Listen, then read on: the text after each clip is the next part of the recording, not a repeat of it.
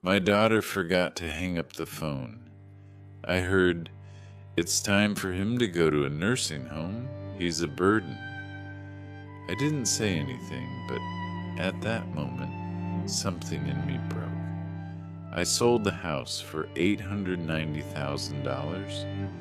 They came back from a business trip smiling, but there was a surprise waiting for them. The keys did not fit the door. They found a note on the doorstep, and after reading it, they started screaming. And then I realized they wouldn't just leave it alone. This was just the beginning. Before we continue, please subscribe to the channel and let us know where you're listening in the comments. The phone rang just as I was scraping the last of the meatloaf from my plate. Ellen's meatloaf recipe, though mine never tasted quite right without her touch. I glanced at the caller ID and smiled despite myself. Caitlin. "Dad, how are you holding up?" Her voice carried that familiar warmth that always made my chest tighten with love and loneliness. I settled into Ellen's old recliner, the leather worn smooth from years of her evening reading sessions. "Oh, you know me, sweetheart. Just finished dinner and was about to watch the news." I didn't mention it was leftovers from 3 days ago, or that I'd been staring at Ellen's photo on the mantel for the better part of an hour. "Are you eating enough? You know you can always order groceries online now, right? I showed you the app." "I'm eating plenty," I interrupted gently, though I had a little scare yesterday.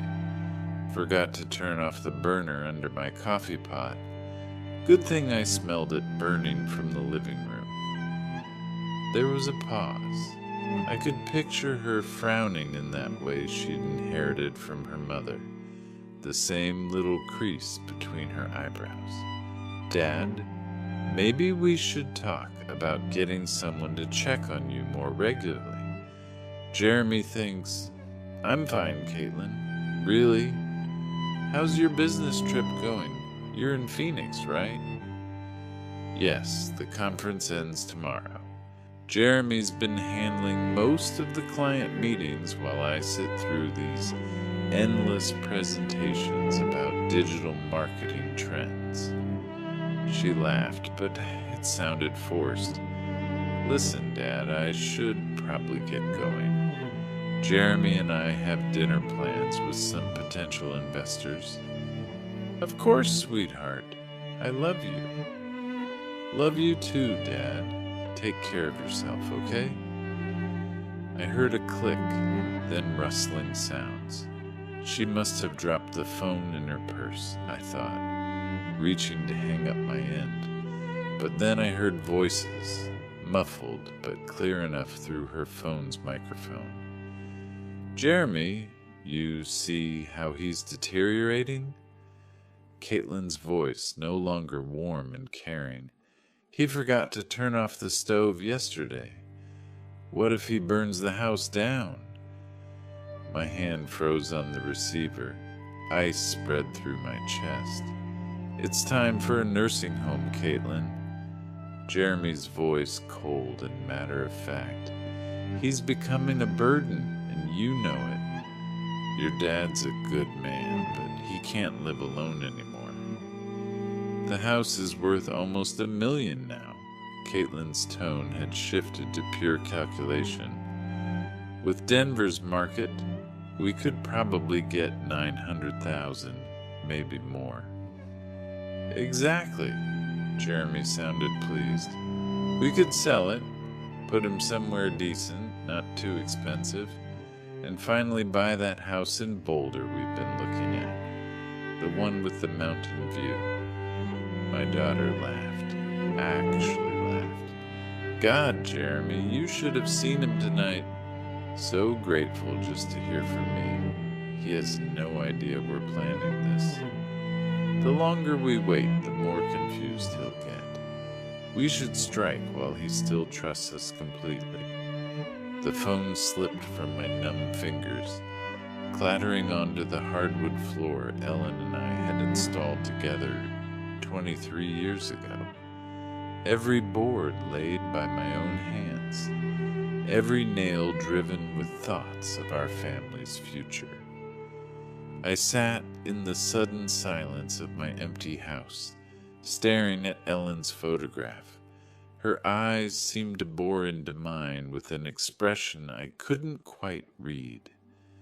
Disappointment? Warning? Or maybe just the terrible knowledge that comes to those who've already left this world. The grandfather clock in the hallway, Ellen's anniversary gift to me 15 years ago, ticked steadily in the growing darkness. Outside, the first spring crickets began their evening song in the garden Ellen had planted, and I still tended. Something cold and hard settled in my chest, replacing the warmth I'd felt hearing my daughter's voice just moments before. My hands, weathered from decades of construction work, slowly curled into fists. They thought I was a burden. They thought I was confused, helpless, ready to be managed and discarded. They were already spending my money, already planning their new life in my grave. But I wasn't dead yet, and I wasn't nearly as confused as they believed. I don't know how long I sat there in the dark, Ellen's face watching me from the silver frame on the end table. The house felt different now, as if the walls themselves had heard my daughter's betrayal and were holding their breath. My legs felt unsteady when I finally stood to turn on the lamp. The warm light fell across the living room we'd furnished piece by piece, each item chosen with care and saved for with sacrifice. The burgundy sofa where Caitlin used to curl up doing homework, the coffee table I'd built in the garage, sanding it smooth while she played at my feet. I walked to the kitchen and opened the drawer where I kept old receipts and papers. My fingers found the folder I was looking for without conscious thought. 20 years of financial records I'd never thrown away because Ellen always said, "You never know when you might need them." University of Colorado. Tuition receipts. $48,000 over 4 years. I remembered those double shifts, coming home with concrete dust in my hair and plaster under my fingernails. Ellen would have coffee waiting and would massage my shoulders while I paid bills at this very kitchen table. "Roy, you're working yourself to death," she'd said one night, watching me calculate how to afford Caitlin's spring semester. "She deserves better than we had, Ellen. She's smart enough for anything." Ellen had kissed the top of my head. "Just don't give her so much that she forgets to be grateful." I should have listened. God, I should have listened. The wedding receipts were in there too. $32,000 for one day. I'd told Caitlin we could afford $5,000, maybe $8,000 if we stretched. But she'd cried, actually cried, about wanting her dream wedding. I'd worked weekends for 6 months, installing hardwood floors for a contractor friend who paid me under the table. "Daddy, you're the best father in the world," she'd whispered during our dance, her head on my shoulder, her wedding dress rustling against my rented tuxedo. I'll never forget this. But she had forgotten. Just like she'd forgotten who co-signed her first car loan when her credit wasn't good enough. Just like she'd forgotten who made the calls to get her that marketing job when she was unemployed for 8 months after graduation.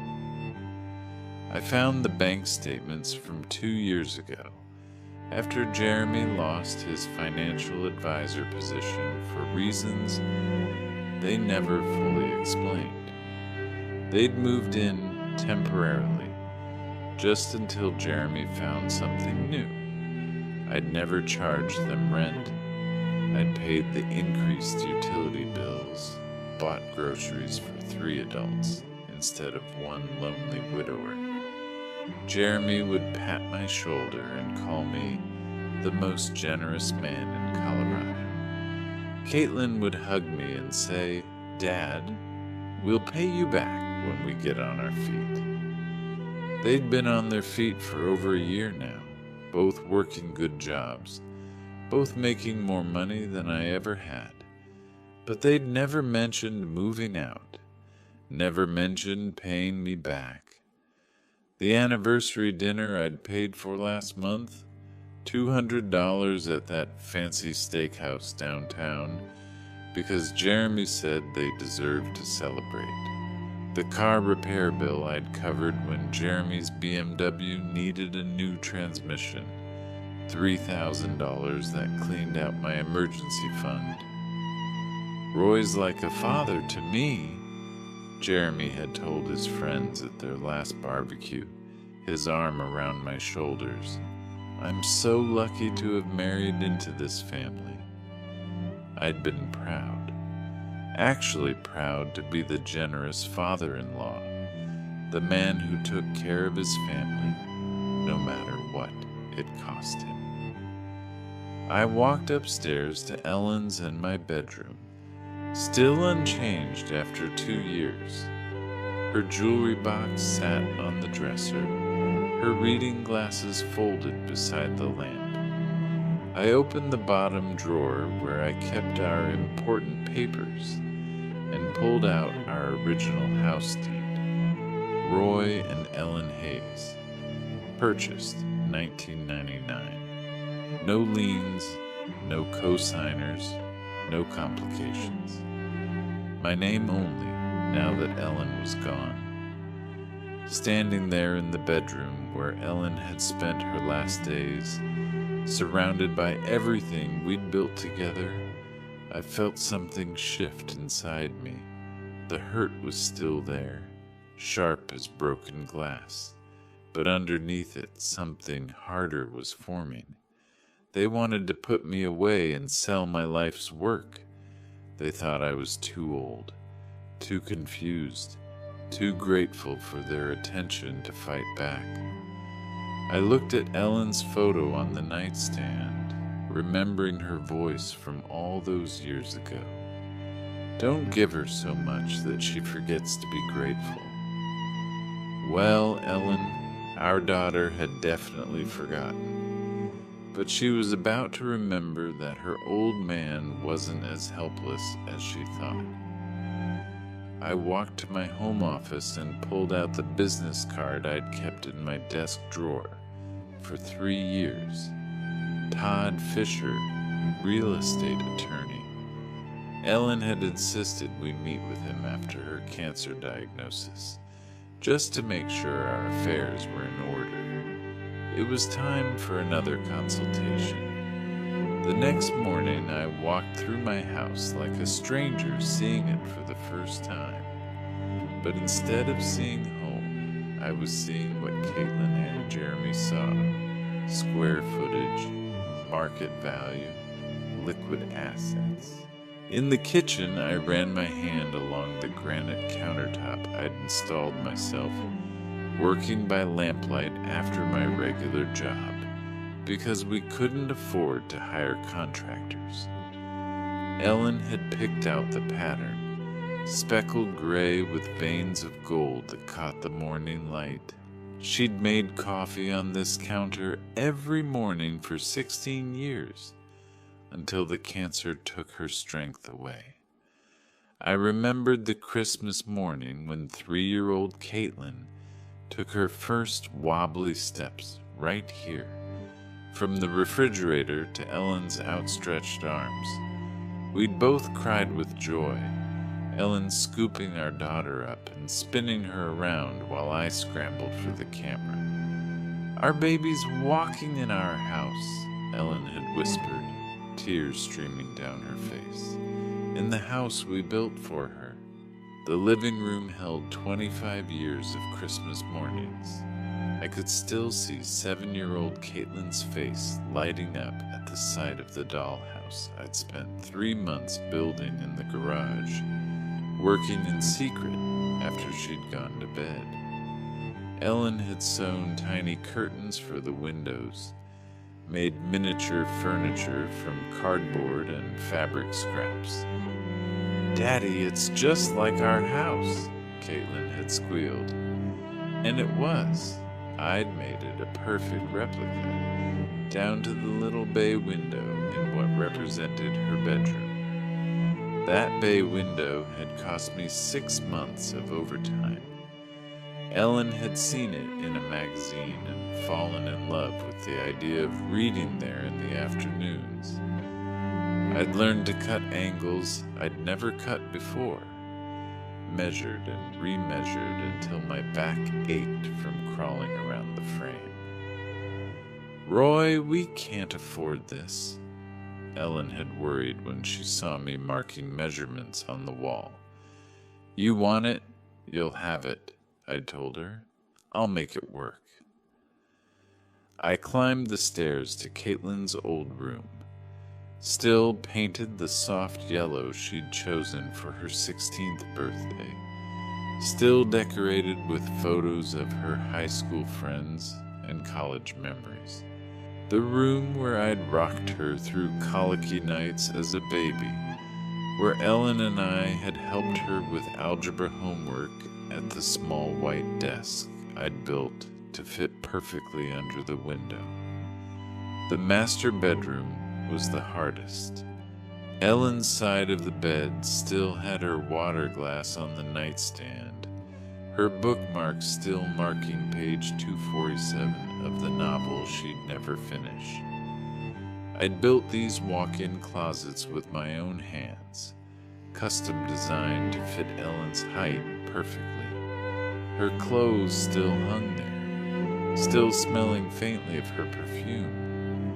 This was the room where we'd planned our future, where we'd whispered about our dreams for Caitlin, where Ellen had died holding my hand while machines beeped around us.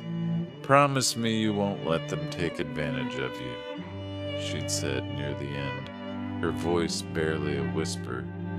"You're too good, Roy, too generous. Promise me you'll take care of yourself." I'd promised, but I hadn't kept that promise, had I? In my home office, I found the folder of construction photos Ellen had kept. Pictures of me laying the foundation in the spring of 1999, 25 years younger and 50 pounds stronger.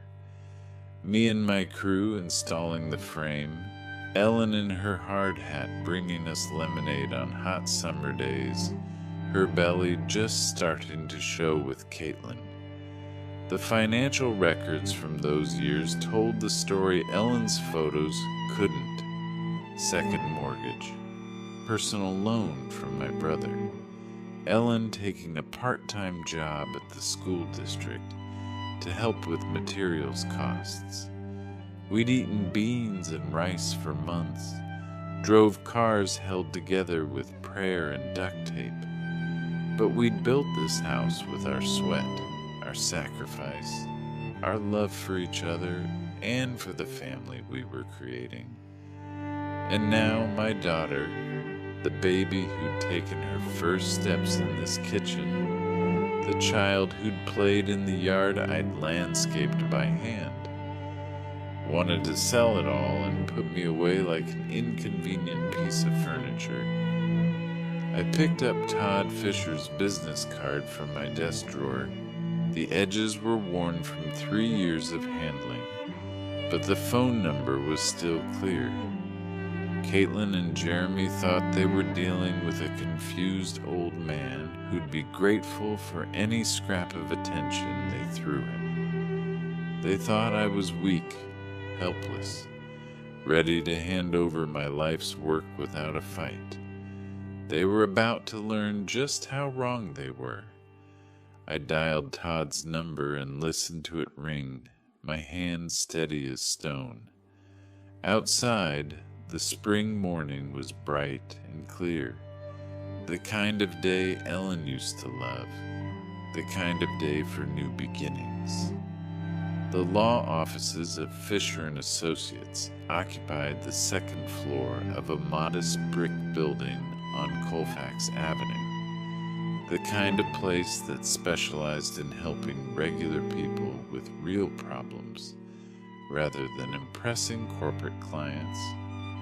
I'd chosen my best suit, the charcoal gray one Ellen had picked out for me to wear to her funeral, and arrived 15 minutes early, my hands only slightly trembling as I signed in at the reception desk. Todd Fisher was younger than I'd expected, maybe 55, with graying temples and the patient demeanor of a man who'd heard every family horror story twice.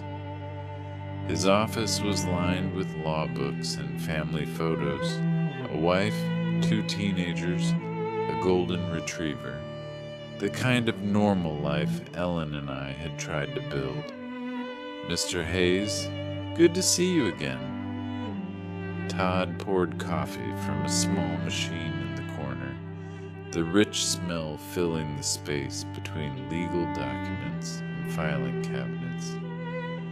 "I remember you and Ellen from a few years back. I'm sorry for your loss." "Thank you." I accepted the coffee, surprised by how steady my voice sounded. "I need to discuss something delicate about my daughter and son-in-law." Todd settled behind his desk, pen ready. "I'm listening." I told him everything.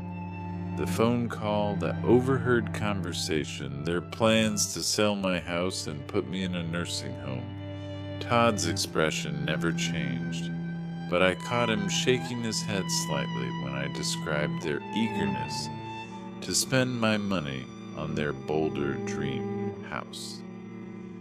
"Unfortunately, Mr. Hayes, this scenario is more common than you'd think." Todd set down his pen and leaned back in his chair. "Adult children often assume they know what's best for their aging parents, especially when valuable assets are involved. But they can't actually do anything, can they? I mean, legally. Let's start with the basics. The house is titled in your name only since your wife's passing, correct?" "That's right. Ellen and I owned it jointly, but when she died, it transferred to me automatically. Then, legally speaking, your daughter and son-in-law have absolutely no claim to your property. They cannot sell it, cannot force you into a care facility, cannot make any decisions about your assets without your explicit consent." Todd pulled a legal pad from his drawer and began making notes. "The house belongs to you, period." Relief flooded through me, followed immediately by something sharper. "So if I wanted to sell it myself, you could put it on the market tomorrow if you chose to. It's your property, your decision." Todd looked up from his notes. "May I ask why you're considering that option?" I thought about Caitlin's laugh when she'd called me a burden, about Jeremy's cold calculation of my worth, about 25 years of sacrifice reduced to a real estate transaction. They think I'm helpless, confused. They think they can manage me like a piece of property. My hands clenched around the coffee cup. Maybe it's time I showed them exactly how sharp my mind really is. Todd was quiet for a moment, studying my face. Denver's housing market is incredibly strong right now, especially in your neighborhood. Properties are selling within days, often for cash offers above asking price. He paused. If you were serious about selling quickly, before your daughter and son-in-law return from their trip, how quickly could it happen? With the right buyer, and there are plenty of investors looking for properties like yours, we could have a sale completed within a week, maybe less. Todd leaned forward. But Mr. Hayes, this is a major decision. Once you sell, there's no going back. I built that house with my own hands, Mr. Fisher. Every board, every nail, every custom detail, I know exactly what I'm doing. We spent the next hour discussing practicalities, market value estimates, cash buyer networks, legal requirements. Todd explained that he could have everything prepared within 24 hours if I was serious about proceeding. The consultation fee is $200, Todd said as I prepared to leave. If you decide to move forward, that applies toward my legal fees for the sale. I paid in cash, feeling more clear-headed than I had in months. Walking to my truck in the spring sunshine, I felt my phone buzz in my pocket. Caitlin's name appeared on the screen, and for the first time since her betrayal, I smiled. The phone rang once, twice, 3 times. I could picture her in some hotel lobby in Phoenix, probably checking her watch, wondering why her grateful old father wasn't jumping to answer her call. Let her wonder. Let her and Jeremy make their plans about my future, my house, my life. They were in for the surprise of their lives. The phone kept ringing as I climbed into my truck, Todd Fisher's business card secure in my wallet, and a plan forming in my mind that would teach my ungrateful daughter exactly who she was dealing with. I had built my life from nothing once before. I could certainly tear it down and rebuild it on my own terms. The phone finally stopped ringing, but I knew she'd call back. She always did when she needed something from the old man. This time she was going to get much more than she bargained for. By the time I reached my driveway, confidence had replaced the tremor in my hands. Todd Fisher's words echoed in my mind. It's your property, your decision. 25 years of doubt and second-guessing had lifted like Denver fog in the morning sun. I was unlocking my front door when the phone rang again. Through the window, I could see it buzzing against the kitchen counter where I'd left it. Caitlin's name glowed on the screen, and for the first time since her betrayal, I smiled. Let her stew for a moment. Let her wonder why her grateful old father wasn't scrambling to answer. I poured myself a glass of water, took a deep breath, and picked up on the 6th ring. "Dad, there you are!" Caitlin's voice practically sparkled with artificial enthusiasm. "I was starting to worry when you didn't answer earlier." "Sorry, sweetheart. I was out running some errands." I kept my tone warm, grandfatherly. "How's Phoenix treating you?" "Oh, you know how these business conferences are. But listen, I have the most wonderful news." She paused for dramatic effect. "Jeremy and I have been planning something very special for you." I gripped the phone tighter, my knuckles going white. "Oh?" "We want to treat you to a vacation. You deserve some rest and relaxation after everything you've been through since Mom died." Her voice carried that practiced sympathy I now recognized as manipulation. "There's this beautiful place we found. It's like a resort, but with medical staff on hand just in case you need anything." A resort with medical staff.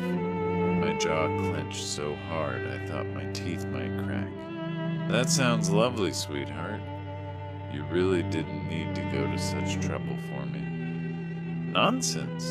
Your family." Jeremy's voice came through the background. He must have been listening on speakerphone. "We've already made all the arrangements." "When were you thinking?" I managed, knowing full well they wanted me gone before they returned to claim their inheritance. "Well, we should be back by next Friday," Caitlin said. "We were hoping you could be ready by then. Just pack some clothes and personal items. You know, the essentials." The essentials. Not the photo albums Ellen had lovingly arranged. Not the furniture I'd built with my own hands. Just the essentials for an old man being shuffled off to die. "Actually, Caitlin, I have a surprise for you too when you get back." "Oh, Dad, what kind of surprise?" She sounded genuinely pleased, probably imagining I'd signed papers or made their job easier somehow. I walked to the bay window I'd built for Ellen, looking out at the garden she'd planted, the porch swing where we'd spent countless evenings planning our future. "It's something I've been working on since our last conversation.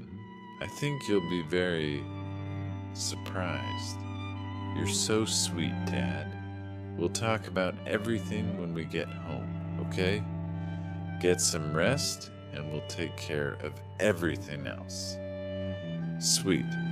She called me sweet while planning to steal my life. "I will, sweetheart. I love you." "Love you too, Dad. See you Friday." The line went dead, and I set the phone down with hands steadier than they'd been in weeks. I walked to my home office and opened my laptop, the screen glowing to life with possibilities I'd never considered before. My fingers hovered over the keyboard for just a moment before I typed, "Real estate agents, Denver."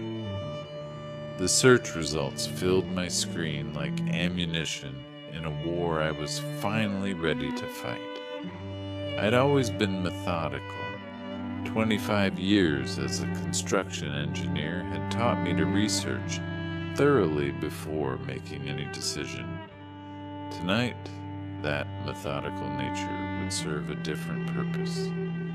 I clicked through agent profiles, comparing success rates and client testimonials, like I used to compare structural steel suppliers. Cherry Hills, Highlands Ranch, University Hills, neighborhoods where houses sold for the kind of money Caitlin and Jeremy were already spending in their dreams. One name kept appearing in the top results: Brian Connor, 43 years old, specialized in quick sales, averaged 18 days from listing to closing. His photo showed a professional smile and confident eyes, the kind of man who could make things happen fast. His testimonials were exactly what I needed to see. Brian sold our house in 6 days. Cash buyer lined up within 48 hours. Smooth closing, no complications. I stared at his direct phone number, prominently displayed beneath his credentials. This was it, the moment that would set everything in motion. Once I made this call, there would be no going back to being the grateful, manageable old man my daughter expected. Ellen's photo on my desk seemed to be watching me. I could almost hear her voice. "Roy, are you sure about this?" I was sure. More sure than I'd been about anything since her funeral. I dialed Brian Connor's number with steady fingers. Brian Connor, Connor Real Estate. How can I help you? Mr. Connor, my name is Roy Hayes. I'm interested in selling my house quickly. How fast can these things actually happen? Well, Mr. Hayes, that depends on several factors. But with the right property and pricing strategy, I've closed deals in as little as 10 days with cash buyers. What kind of timeline are you looking at? 10 days. My heart hammered against my ribs. 10 days? That fast? Absolutely. Denver's market is incredibly hot right now, especially for well-maintained properties in established neighborhoods. Can you tell me a bit about your house? I looked around my kitchen, seeing it through a buyer's eyes for the first time. 2-story, 3,400 square feet, built in 1999, Cherry Creek area, 3 bedrooms, 2.5 baths. I've maintained it well, did most of the work myself over the years. Brian's voice sharpened with interest. That sounds exactly like what several of my investors are looking for. Original owner, well-maintained, established neighborhood. Those are premium selling points. Would you be interested in a property assessment? How quickly could you come by? I can be there this afternoon if you're available. Say 3 o'clock? I glanced at the clock. It was just past noon. 3 o'clock works perfectly. Let me give you the address. After I hung up, I sat in the sudden quiet of my kitchen, the magnitude of what I'd set in motion beginning to settle in my chest. In 3 hours, a stranger would walk through the house Ellen and I had built together, assigning dollar values to our memories. I spent the next 2 hours cleaning obsessively, old habits from Ellen's time when she'd insist the house be spotless for any visitor. I dusted the bay window, straightened the throw pillows on the couch, made sure every surface gleamed. But this cleaning felt different. I wasn't preparing for guests. I was preparing for an execution. At exactly 3 o'clock, the doorbell rang. I smoothed my shirt, took a deep breath that carried the scent of Ellen's lavender sachets, still tucked in the linen closet, and walked toward the front door. My hand trembled slightly as it closed around the brass doorknob I'd installed myself 15 years ago. Beyond this door waited either my salvation or my damnation. I turned the handle and opened the door to my future. Brian Connor looked exactly like his photo, professional but approachable, early 40s, with the kind of confident bearing that came from years of successful deals. He carried a leather portfolio and tablet, and the moment he stepped inside, his eyes went wide. Wow! He stopped in my entryway, his gaze traveling up the crown molding I'd installed by hand to the hardwood floors Ellen and I had selected together. Mr. Hayes, this is exactly what I was hoping for.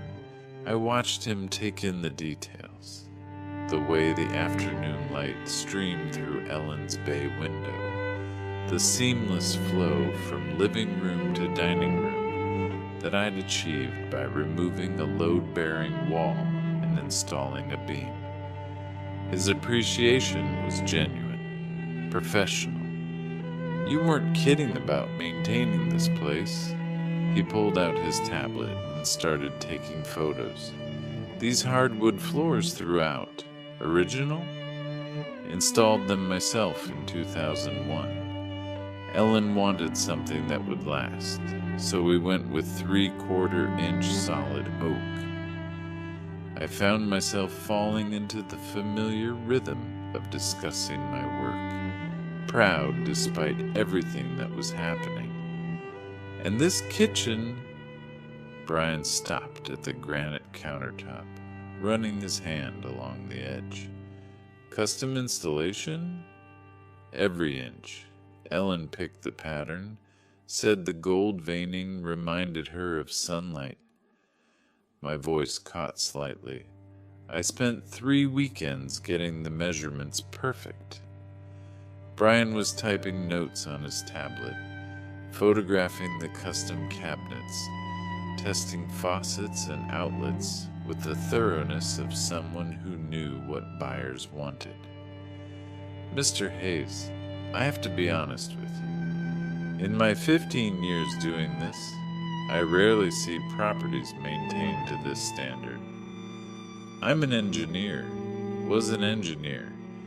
I believe in building things right the first time. It shows. He gestured toward the living room. May I? I nodded, following him as he admired the open floor plan, the built-in bookcases flanking the fireplace, the way Ellen's decorating choices had turned our construction project into a home. This bay window, custom work, built it for my wife. She wanted a reading nook. I could picture her there with her mystery novels and afternoon tea, her reading glasses perched on her nose. Brian was taking measurements now, his excitement barely contained. Mr. Hayes, I need to show you some comparable sales. He pulled up listings on his tablet. Similar properties in this area have been selling for $850,000 to $920,000. My chest tightened. That was more than Caitlin and Jeremy had estimated in their cruel conversation.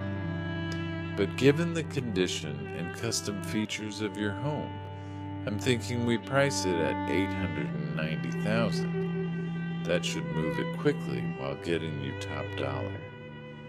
$890,000. I sat down heavily in Ellen's reading chair, the number spinning in my head. That much? I managed. Mr. Hayes, you're sitting on a gold mine. Properties like this don't come on the market often, especially not in this condition. Brian's voice carried the confidence of someone who knew his business. I actually have an investment group that's been looking for exactly this type of property. What kind of investment group? They specialize in high-quality rental properties in established neighborhoods. They pay cash. No financing contingencies, no repair negotiations. They can close in 10 business days. 10 business days. Caitlin and Jeremy would return from Phoenix in 8 days, expecting to find their grateful, manageable father ready to be shipped off to their resort. What's the catch? Why so fast? Brian smiled. No catch. Cash means no loan delays, no appraisal contingencies that could kill the deal. They do their own inspections, but frankly, your house is in better shape than most new construction I see. I looked around the living room where Caitlin had taken her first steps, where Ellen and I had hosted Christmas mornings and birthday parties and quiet Sunday afternoons, reading the paper together. When would I need to be out? Standard contract gives you 30 days after closing, but they're flexible if you need more time. The main thing is getting clear title and completing the paperwork. I thought about Caitlin's voice on the phone, calling me sweet while planning to steal my life. I thought about Jeremy's cold calculation, reducing me to a burden to be managed.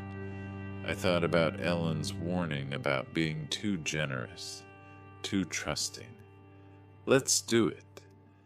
Brian's professional mask slipped for just a moment, revealing genuine excitement. Excellent choice, Mr. Hayes. Let me call them right now. I watched him dial, heard him describe my property with the enthusiasm of someone who'd found buried treasure. Cherry Creek area, original owner, immaculate condition, custom features throughout. He ended the call with a broad smile. They want to move forward immediately. I can have the initial contracts ready by tomorrow morning. The sun was setting through Ellen's bay window, casting golden light across the room where I'd just agreed to sell 25 years of my life. But for the first time since that devastating phone call, I felt something that had been missing for too long. Control. How does 9 a.m. sound? The question hung in the air like smoke, and I realized Brian was waiting for an answer that would change everything. The grandfather clock in the hallway, Ellen's 15th anniversary gift to me, ticked steadily in the silence. 9 a.m. sounds perfect. After Brian left with promises of contracts and closing timelines, I stood alone in the house that would soon belong to someone else. The evening light through Ellen's windows painted everything golden, like a photograph of a life I was about to leave behind. But it wasn't sadness I felt, it was anticipation. Brian arrived the next morning with contracts, a notary, and coffee for everyone, the kind of professional efficiency I'd always respected. I read every line with the thoroughness that had made me a good engineer, checking details the way I used to check blueprints. Sale price, $890,000. Cash purchase. Closing date, 10 business days from signing. The notary, a middle-aged woman with kind eyes, walked me through each signature. Minimal contingencies, just the title search and final walkthrough. And I can remain in the house for 30 days after closing if needed. That's correct, Mr. Hayes, though most sellers prefer to move out sooner rather than later, just for peace of mind. Peace of mind. I almost laughed. The only peace of mind I'd have would come from seeing Caitlin and Jeremy's faces when they discovered what their burden had done. I signed my name with steady hands, and just like that, the process was in motion. The first 3 days passed in a blur of paperwork and inspections. The title company began their search through decades of records. The investors sent their team, a polite crew who admired my workmanship and found nothing to complain about. Your father-in-law really knew what he was doing, one of them told the heir, since they assumed I was already gone. These floors, this electrical work, all top quality. Days 4 through 6, I became a man with a secret mission. I researched apartments online, looking for something small but comfortable, somewhere I could start over with nearly $900,000 in the bank. I found a place in Highlands, a senior community with golf courses and a community center, the kind of place Ellen and I had sometimes talked about for our golden years. I also called storage facilities, planning which of Ellen's things I'd keep and which I'd have to leave for the new owners. Her china, definitely. Her jewelry box, the photo albums. The essentials of a life lived together. Days 7 through 9 brought a strange confidence I hadn't felt in years.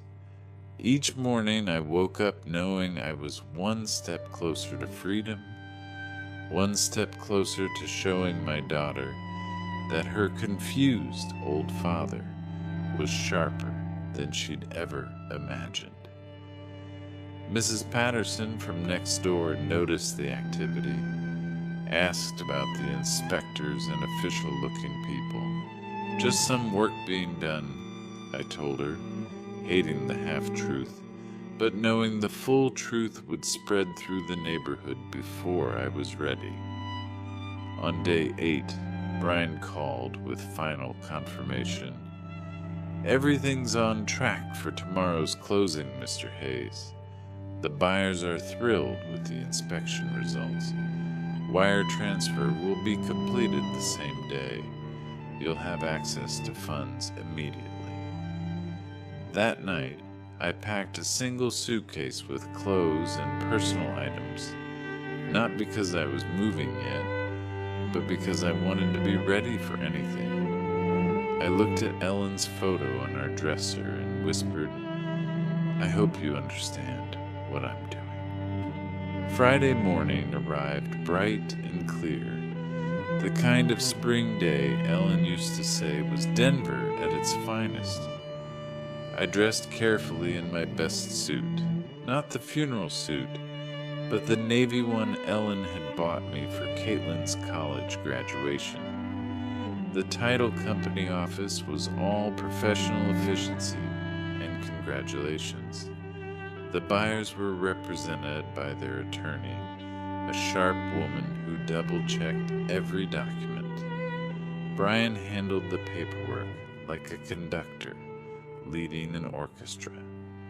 "Mr. Hayes, if you'll sign here, and here, and initial there." Each signature felt like cutting a chain. The deed transfer, the settlement statement, the final acknowledgement that 1247 Maple Street no longer belonged to Roy Hayes. "And this is your wire transfer confirmation. $890,000, less closing costs, has been deposited to your account." I stared at the numbers on the paper. More money than I'd ever seen in one place. More money than Caitlin and Jeremy had dreamed their burden could access. We shook hands all around, everyone pleased with the smooth transaction.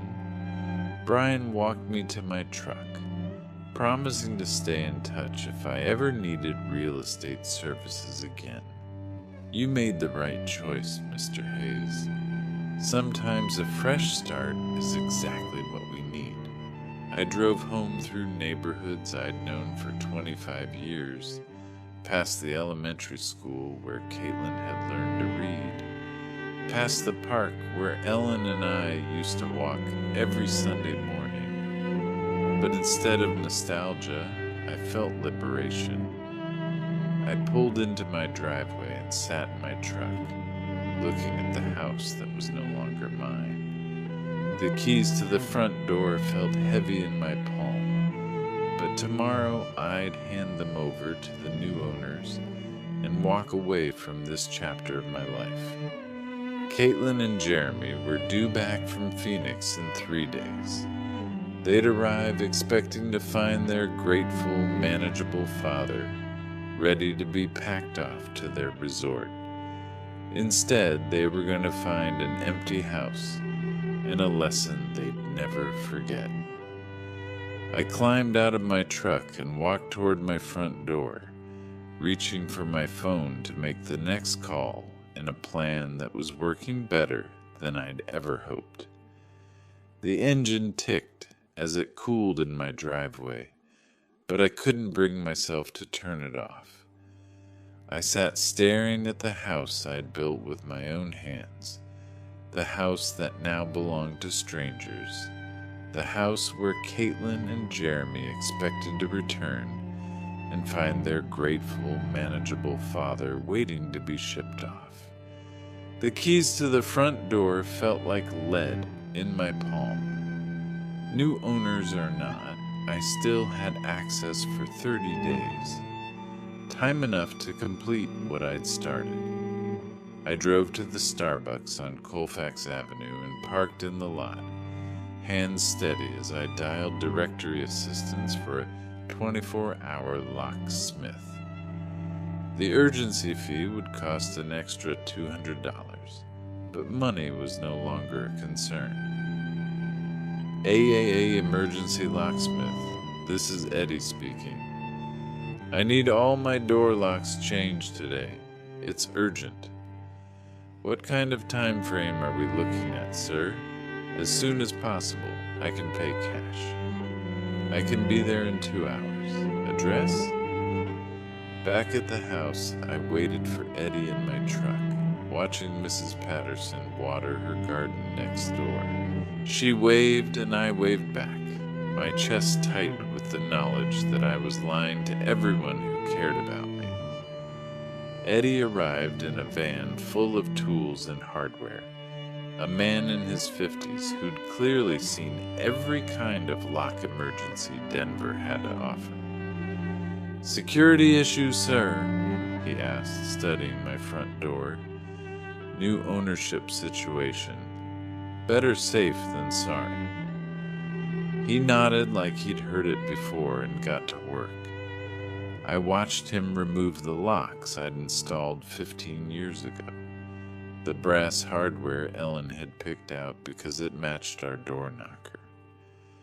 "These are quality locks," Eddie commented as he worked. "Somebody knew what they were doing when they installed them. That was me.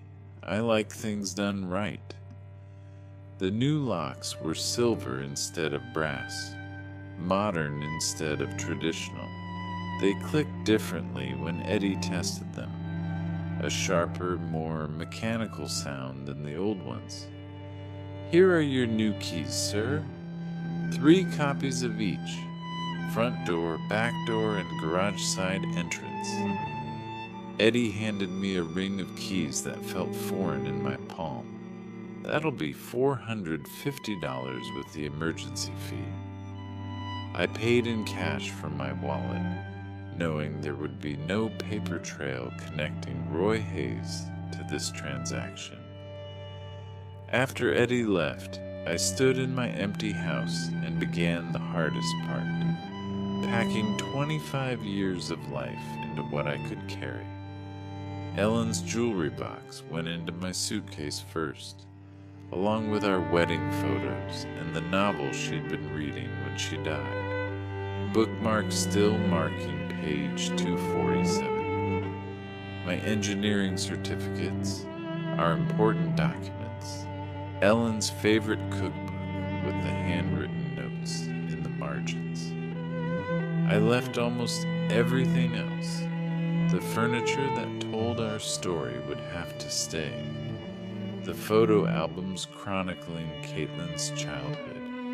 Ellen's clothes, still hanging in our closet, still carrying the faint scent of her perfume. While I packed, I called Sunset Manor Apartments on my phone, explaining that I needed a furnished 1-bedroom immediately.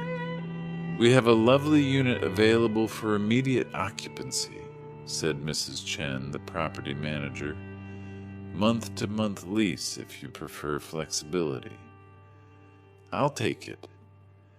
I met Mrs. Chen at the apartment complex an hour later, a modest but clean building designed for seniors, with a community center and well-maintained grounds.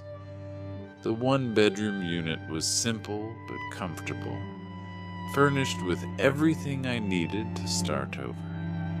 "Cash deposit is perfectly fine, Mr. Hayes.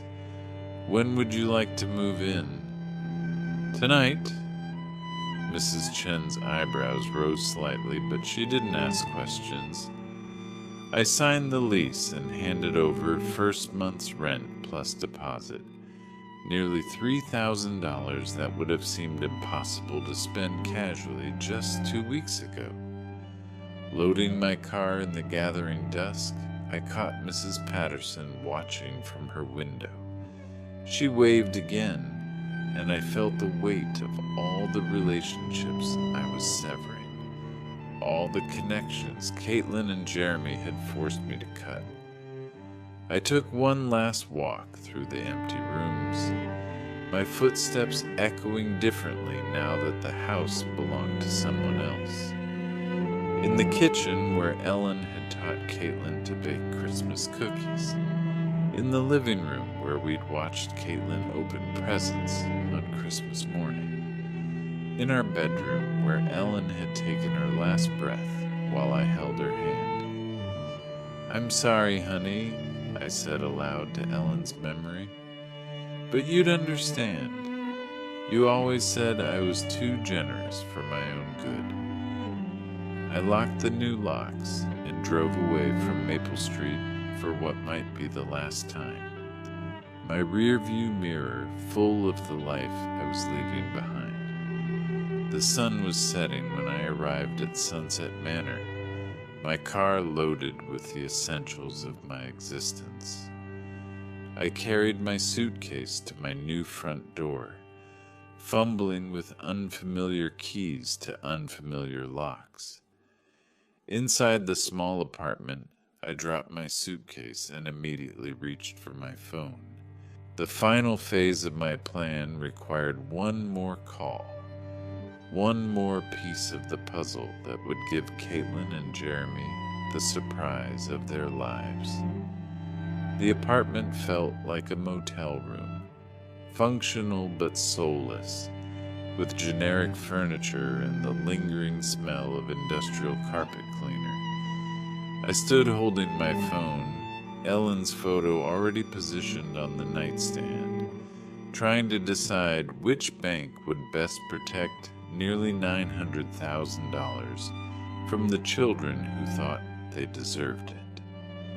I opened my laptop on the small dining table and began researching banks that specialized in large deposits. Colorado Community Bank caught my attention, smaller than the major chains with a focus on personal service and discretion, exactly what I needed. Colorado Community Bank, Private Banking Division. This is David Morrison. Mr. Morrison, my name is Roy Hayes. I need to open an account for a substantial deposit, around $890,000. The brief pause on the other end told me David was recalculating his day. "We'd be absolutely delighted to work with you, Mr. Hayes. When would be convenient for a consultation?" "Monday morning, 9 a.m.? Perfect. I'll have everything prepared." The weekend stretched ahead of me like uncharted territory. I'd never lived anywhere but the house Ellen and I built together. This tiny apartment felt like exile, but it was exile by choice. My choice, not theirs. Saturday morning, I made coffee in the unfamiliar kitchenette and methodically unpacked my belongings.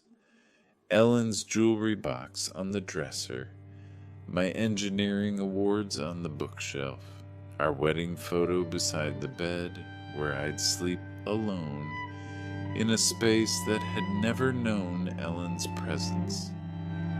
I drove to the grocery store and bought food for one person.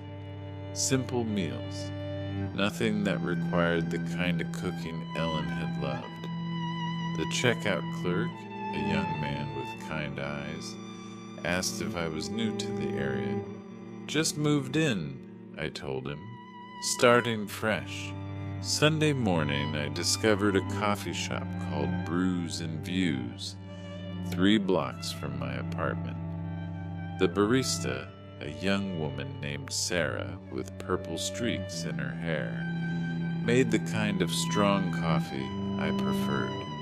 "You're new around here," she observed. Not prying, just friendly.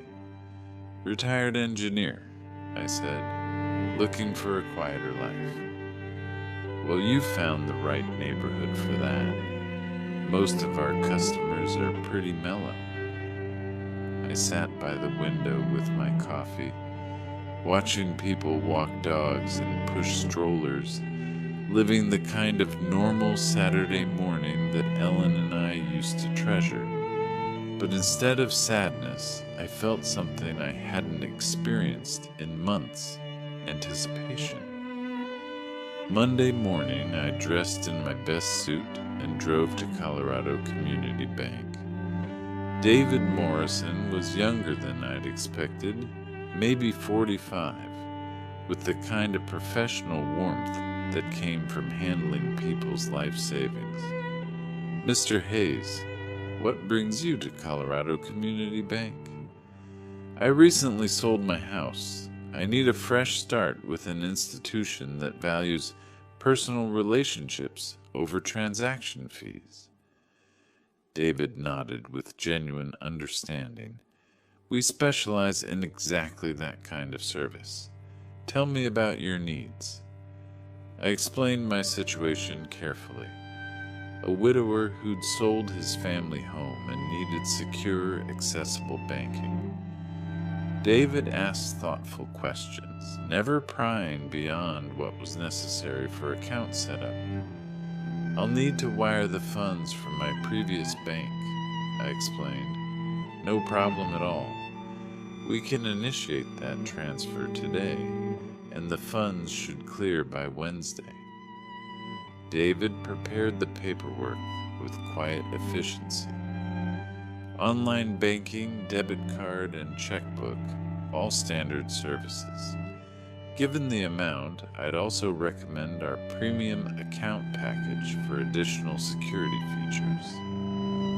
I signed documents that made me an official client of Colorado Community Bank, customer number 8472293, with access to nearly $900,000 that Caitlin and Jeremy would never see. Tuesday and Wednesday passed in the strange rhythm of my new routine. Morning coffee at Brews and Views. Sarah remembered my order and asked about my weekend. Afternoon walks through the neighborhood, discovering a small park with benches where other retirees fed pigeons and read newspapers. Wednesday afternoon, David called with the news I'd been waiting for. "Mr. Hayes, your funds have cleared successfully. Your account is fully active." I hung up and looked around my small apartment, at Ellen's photo watching me from the nightstand, at the simple life I was building from the wreckage of my daughter's betrayal. For the first time since Ellen's death, I felt truly in control of my own destiny. Wednesday evening, I sat in my single chair, not Ellen's reading chair, not the recliner where I'd heard Caitlin's betrayal, just a plain chair in a plain room that belonged entirely to me. I opened my laptop and typed "mini surveillance cameras" into the search bar. My fingers hovered over the keyboard, knowing that what I was about to order would capture the final act of my revenge. Caitlin and Jeremy were returning on Friday, expecting to find their grateful old father ready to be managed. Instead, they were going to discover that their burden had become their biggest problem. The search results filled my screen with dozens of surveillance options, from obvious security cameras to devices disguised as everyday objects. After 30 minutes of research, I found what I needed: a wireless mini camera hidden inside what looked like a phone charger. The specifications were perfect for my engineering mind. Wi-Fi enabled with smartphone app control, motion-activated recording, 12-hour battery life, and crystal clear video quality. Most importantly, it could stream live footage directly to my phone from anywhere with internet access. I ordered it with expedited shipping, paying the extra $40 to guarantee Thursday delivery. The total cost was $149, an amount that would have made me hesitate 2 weeks ago, but barely registered now. With the camera ordered, I turned to the next crucial element, the note that would explain everything to Caitlin and Jeremy when they discovered their keys no longer worked. The first draft was too angry, too raw with the pain of their betrayal. The second was too cold, missing the personal devastation they'd caused. By the third draft, I found the right tone, dignified but devastating, loving but final. I wrote in my careful engineer's handwriting the penmanship Ellen had always admired. Dear Caitlin and Jeremy, if you're reading this, it means my plan worked perfectly. I heard your phone conversation about putting me in a nursing home because I'm becoming a burden.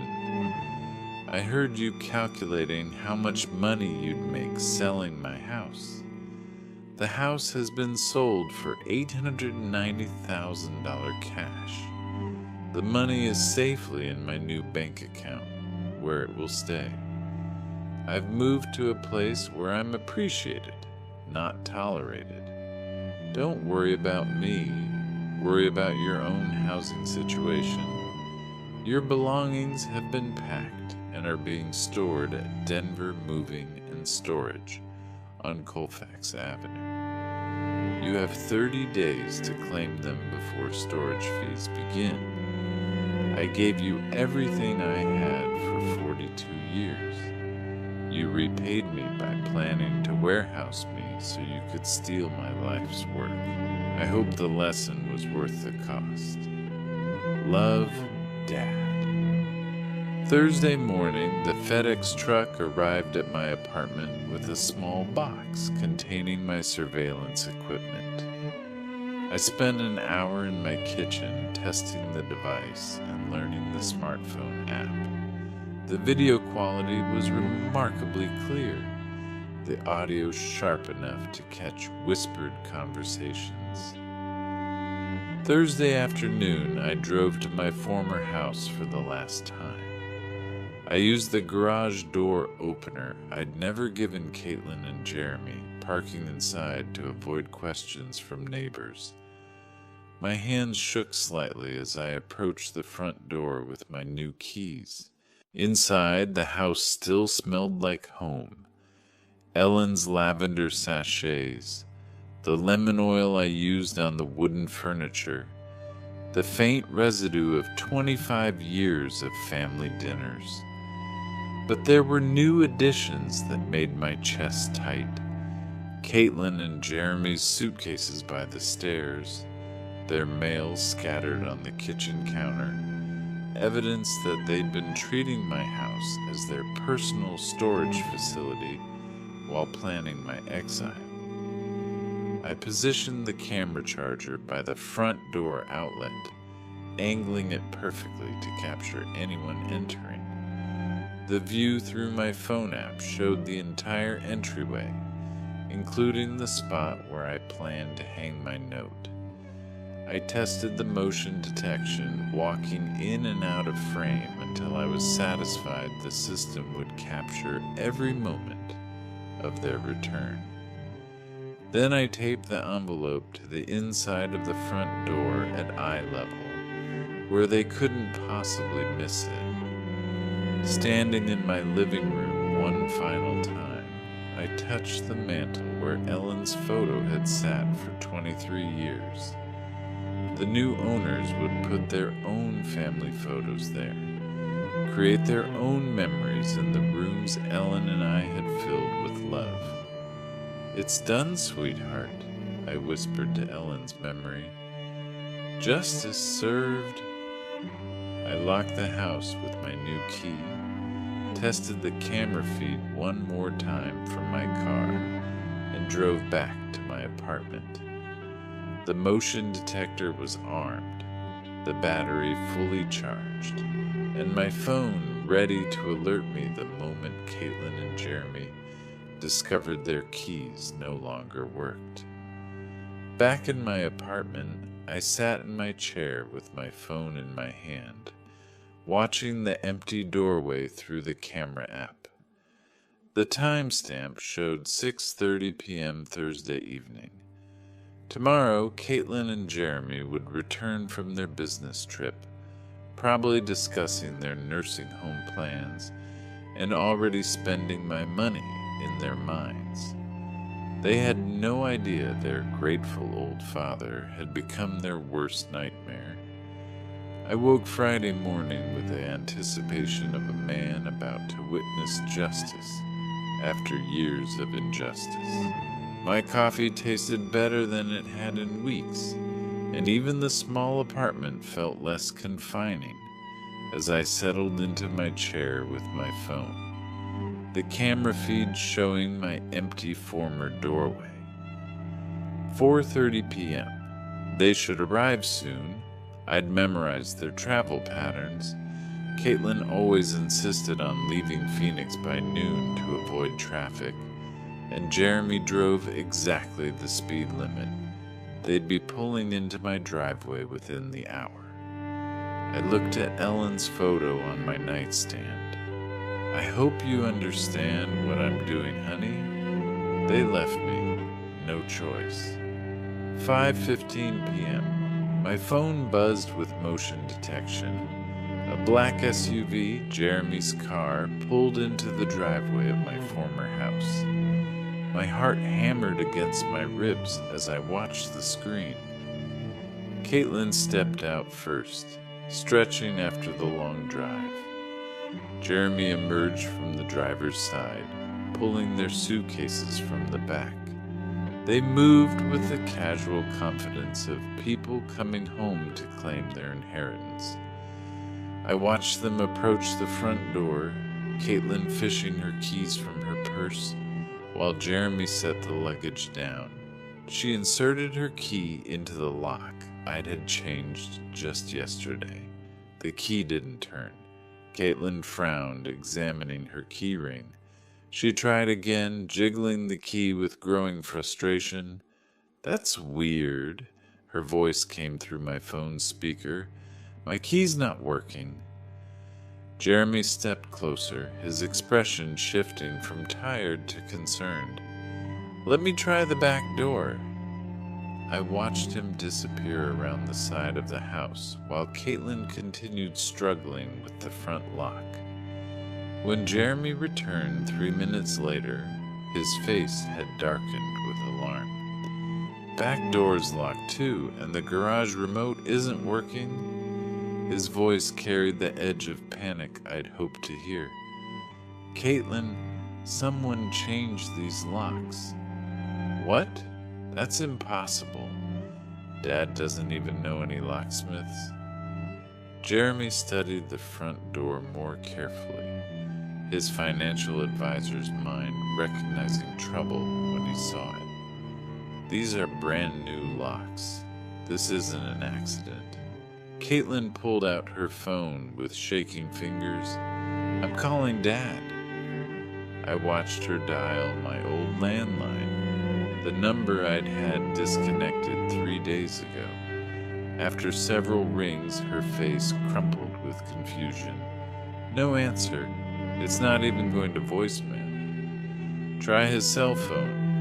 "He doesn't have a cell phone, remember? We talked about getting him one for emergencies." Her voice cracked with the first hint of real fear.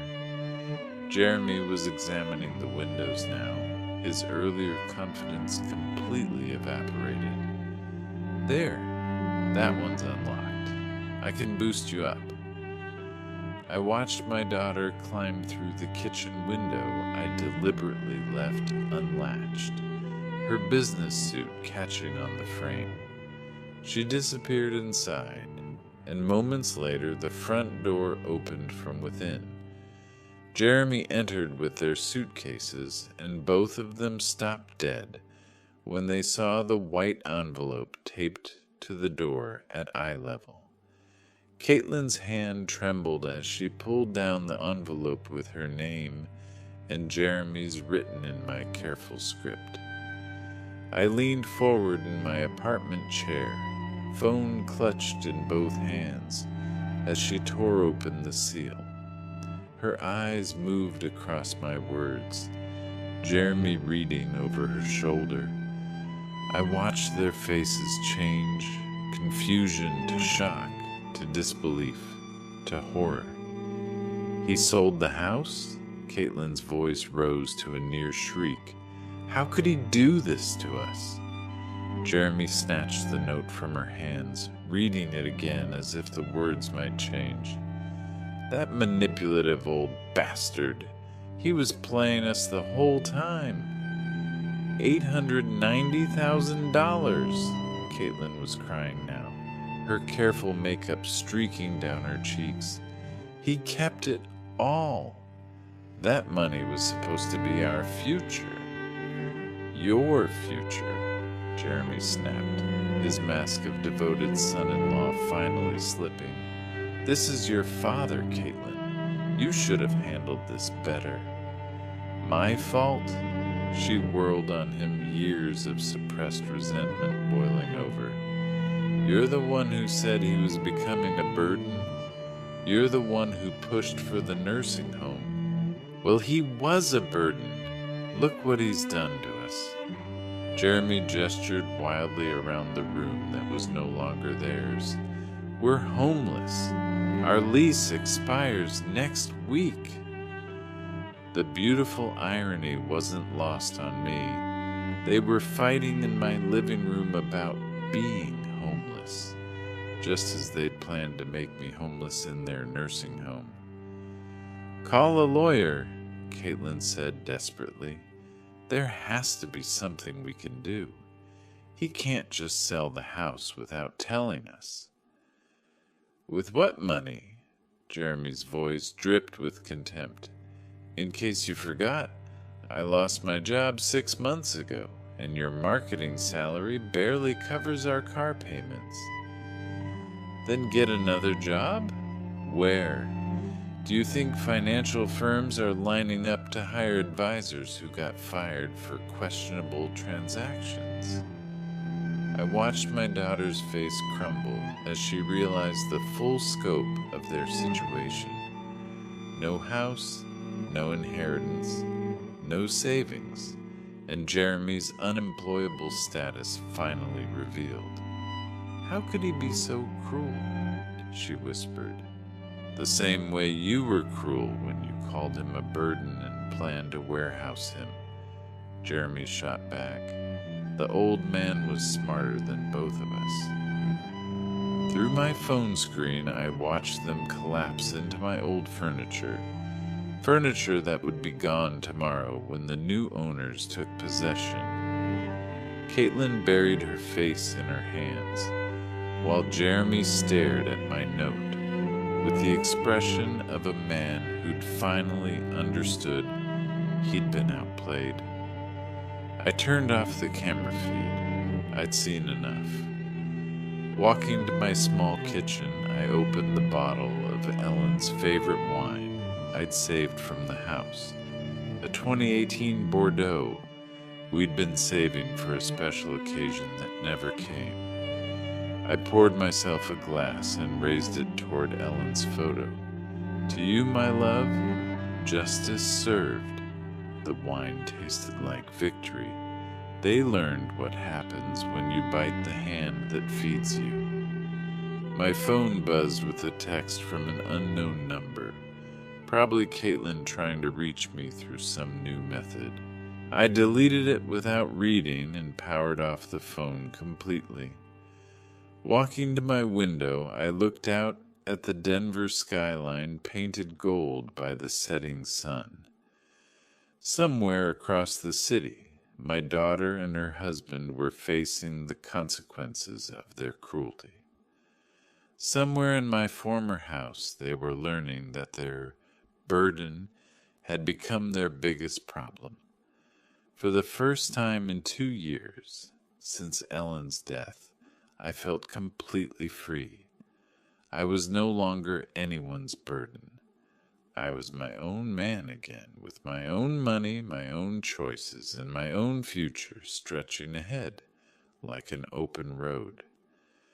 Roy Hayes had left the building, and he was never coming back.